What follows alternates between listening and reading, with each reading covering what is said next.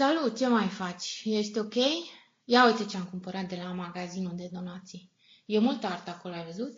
Chiar mă gândeam să donez o pictură acolo sau un desen. Îți curioasă dacă s-ar vinde. Dar nu știu dacă să fac un anunț că am plasat-o sau să las să se întâmple natural. În fine, până una alta le-am făcut vânzare. Statueta asta parcă e o femeie într-un costum de ceramică. Poate o folosesc în instalație. Poate ar trebui să nu mai cumpăr toate prostiile. Auzi? Să vezi fază. M-am trezit azi dimineață, cu 10 minute înainte de a se porni Ghimpii. Urma să mă întâlnesc cu o artistă și am vrut să-mi iau un timp pentru mine.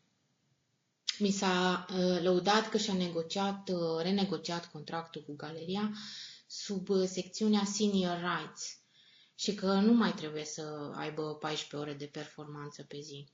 Au programat-o să-i neutralizație Ghimpii imediat după semnarea noului contract, sau anexă sau ce era. A trecut printr-o poartă calea de la aeroport și gata. Au neutralizat Ghimpii. Fantastic, bre, avansul tehnologic. Da, ai observat că de câte ori te referi la implanturile astea de performanță le asociezi cu durerea, cu disconfortul. Dacă te gândești că reglează ritmul circadian și crezi productivitatea, atunci poți să le dai o conotație mai pozitivă. Gen, eu așa mă gândesc la ale mele. În fond, implanturile ne țin treze, active, bine dispuse și asta ne permite să creăm 14 ore pe zi. Implanturile de performanță te fac să fii o artistă vizionară. Tu ai zis asta când ai semnat Upcoming Rights cu galeria și erai foarte încântată. Ce s-a întâmplat? Da, ai dreptate. Erai acolo când am semnat. Nu mai știu. O să încerc să am o atitudine mai pozitivă când vine vorba de implanturi. În fine, nu despre asta vroiam să vorbim azi. Da. Auzi, ți se pare prea îngustă definiția creativității din contractul tău cu galeria?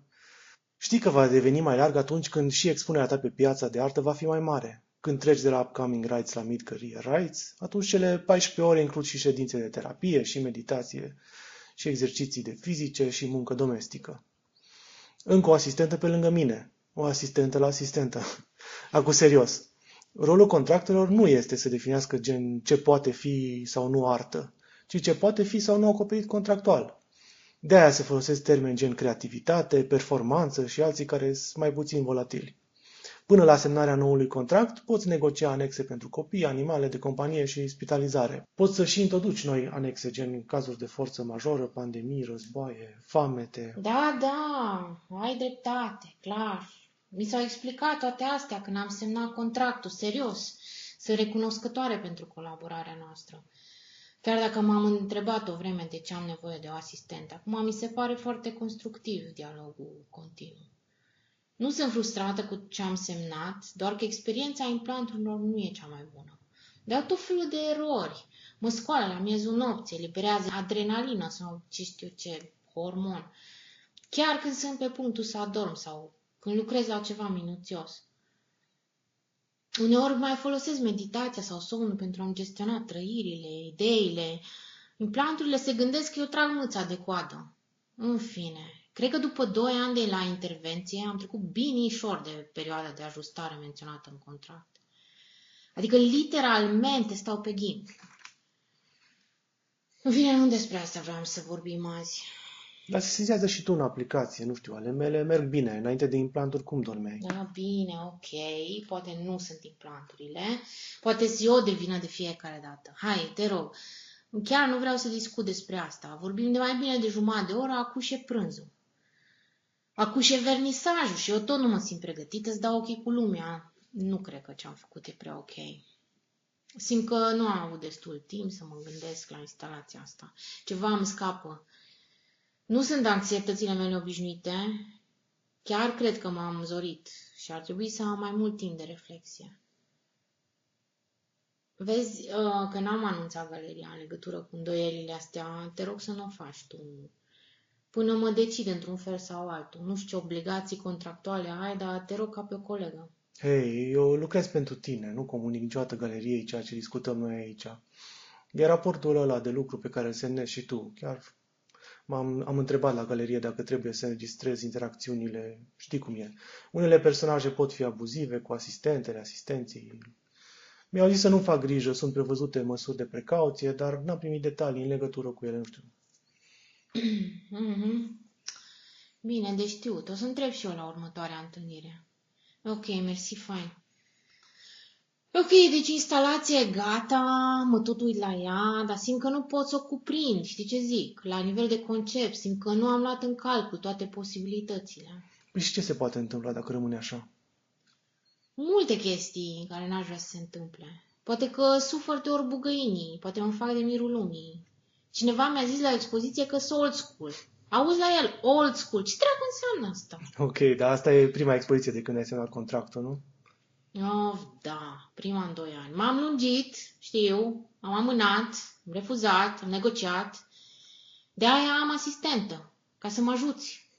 Știu că e neobișnuit să asiști pe cineva în primii ani. Simt că ar trebui să-și cer scuze că nu-ți mai e mare brânză.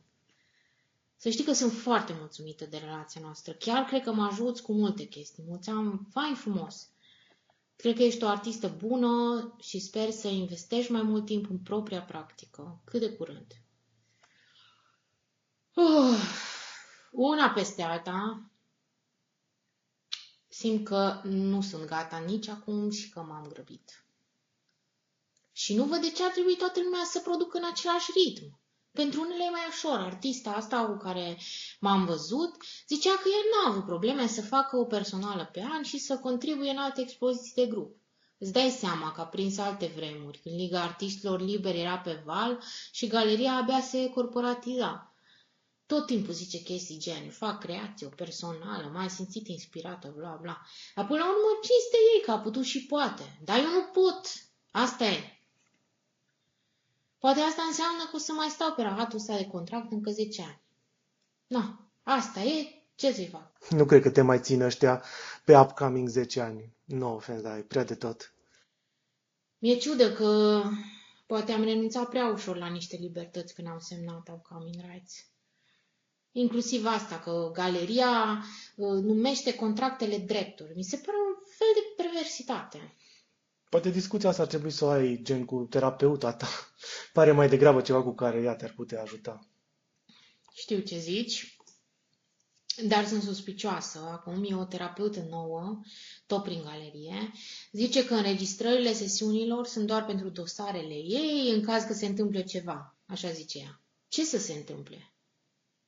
A fost destul să zic asta ca eu să mă gândesc la scurgeri de informații, șantaj, asasinat, etc. Oh my god, asasinate în Uniune, seriously. Astea zvonuri că asasinează artiștii ca să le crească cota. Îs poante și degeaba omori artiștii slabi, știi ce zic, care nu au operă. N-ai la ce să crești cota și dacă îți bun, ce dracu i-ai omorâ? Că mai e de mulți de pe ei. Dar n-are niciun sens ce zici acum, serios. Ok, whatever, hai să ne adunăm și să vedem cu instalația ce e de făcut. Mai avem un pic.